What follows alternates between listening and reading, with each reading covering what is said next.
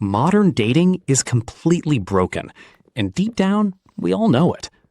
Let me paint you a picture that's probably way too familiar. You're swiping on an app, and you actually match with someone. Their profile looks great, normal photos, a funny bio, and you even share a few interests. You send a thoughtful message, they reply, and for a second, you're having a genuine conversation. You think to yourself, finally, a normal human being. And then, out of nowhere, absolute radio silence. They ghost you completely. No explanation, no, hey, I don't think we're a match, just nothing. Or if we're being completely honest, maybe you're the one doing the ghosting. Because trying to maintain shallow text conversations with 4 or 5 different people at the same time is exhausting. Especially when you log onto social media and see people who look better, make more money, or seem to have it all figured out. You get burned out. You don't want to go on 15 awkward first dates just to have one normal conversation. So you pull back, delete the apps, and end up right where you started. Alone, frustrated, and wondering if everyone else got a manual on how love is supposed to work while your copy got lost in the mail. But here's the reality nobody wants to admit. You aren't the problem. The system is. When I say dating is broken, I don't just mean that dating is hard.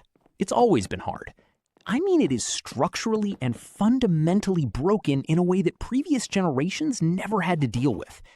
Let's look at dating apps. These platforms have turned human connection into a shopping experience. You are quite literally browsing through human beings the exact same way you browse products on Amazon or menus on DoorDash. Think about how insane that is. Most people spend more time researching which phone or pair of shoes to buy than they do deciding whether to swipe right or left on a human soul. And the apps love this. Why? Because they profit from your loneliness. Their entire business model depends on you not finding a lasting relationship. If you find the love of your life, you delete the app and they lose a customer. They need you to be just lonely enough to buy their premium tiers, their super likes and their profile boosts, but never successful enough to actually leave. Tinder makes billions of dollars a year off of people struggling to find a basic human connection. When you step back and look at it, it's completely dystopian. But it's not just the technology. It's how we've changed our behavior because of it. We've turned dating into a performance instead of a connection. Your profile isn't you anymore. It's your personal brand. Those aren't candid photos. They're marketing materials. Your bio isn't your personality. It's a sales pitch. We've professionalized romance, and it's killing the actual human part of it. I was talking to a friend recently who went on a first date with a guy she'd been hyped about all week. She came back completely drained and said, "Yeah, it's not going to work out. There just weren't any fireworks." We've been brainwashed by movies and social media to expect immediate, overwhelming chemistry with a complete stranger within the first 5 minutes. But that's not how real human bonding works. True connection builds slowly. It develops through shared experiences, seeing how someone handles a stressful day, inside jokes, and comfort. It takes months, not minutes. My parents met through mutual friends. Honestly, they weren't even attracted to each other for the first few months. They just hung out, built a genuine friendship, and romance grew out of that. Imagine suggesting that to someone today. Hey, just be platonic friends with someone for a year and see what happens. People would look at you like you've lost your mind. Because we suffer from the paradox of choice. The apps give us the illusion of infinite options. Why invest time fixing a minor flaw or getting to know an introverted person when the perfect partner might be just one more swipe away? We date with a massive checklist.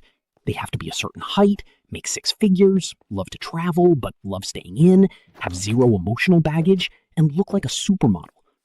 We're looking for a fictional character instead of a human being. We've turned a walk into a sprint, entirely focused on hitting a finish line instead of enjoying the scenery. And don't even get me started on casual dating culture. It has turned everyone into a ball of anxiety.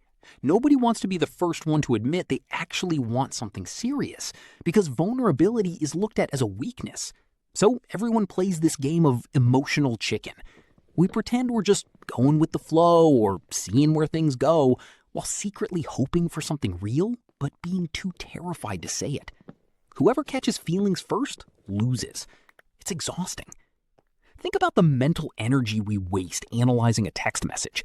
They used a period instead of an exclamation point. What does it mean? Or they took 4 hours to reply. Should I wait 4 hours to reply back? We're treating simple conversations like high-stakes diplomatic negotiations. The current system demands that you present a perfect, optimized version of yourself immediately and make snap judgments based on almost zero information.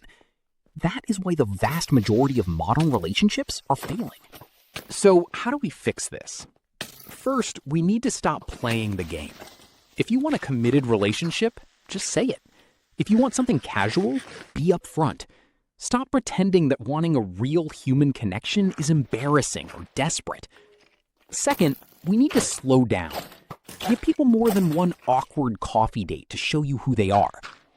But if you're sick of the apps entirely and want to know how to actually meet people in the real world, here is what I've learned actually works. First, build quiet confidence. I know, be confident sounds like generic self-help garbage, but hear me out. Confidence isn't about being the loudest person in the room or acting like a pickup artist. It's just being comfortable in your own skin and not apologizing for taking up space. Honestly, spending just 3 days a week in the gym lifting weights will completely change how you carry yourself physically. Feeling strong in your body translates directly into how you walk into a room. Second, focus on social intelligence. In a world of texting and superficial swiping, genuine social awareness is incredibly rare. If you can learn to articulate your thoughts clearly and have deep, attentive conversations, you are already ahead of 90% of the population. This isn't about memorizing lines. It's about actively listening, asking genuine follow-up questions, and being curious about the person in front of you. Third, turn hobbies into social networks. People always ask, where do I actually go to meet someone? The answer is social hobbies. Run clubs, cooking classes, bouldering gyms, dancing lessons, language classes, or even trendy sports like pickleball and tennis. Young people are completely taking these over because everyone is lonely and looking for an excuse to get off their phones. But here is the golden rule.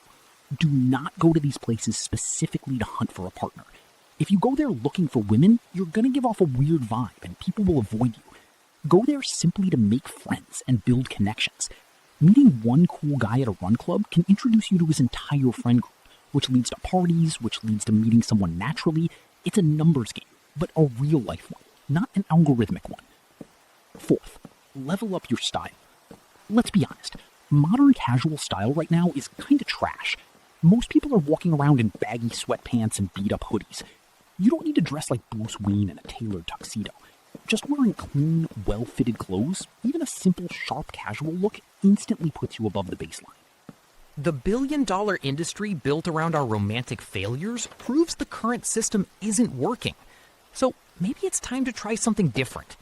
Maybe it's time to opt out of the performance and opt into being authentic. What do you guys think? Have you noticed how weird and exhausting dating has gotten lately, or am I just overthinking this? If you're dealing with these frustrations, just know you are not alone. We talk about this kind of stuff all the time in our Discord community. The link is down in the description.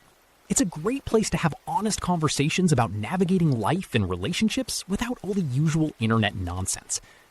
If this video resonated with you, consider supporting the channel by hitting the like button, subscribing, or checking out the support links below.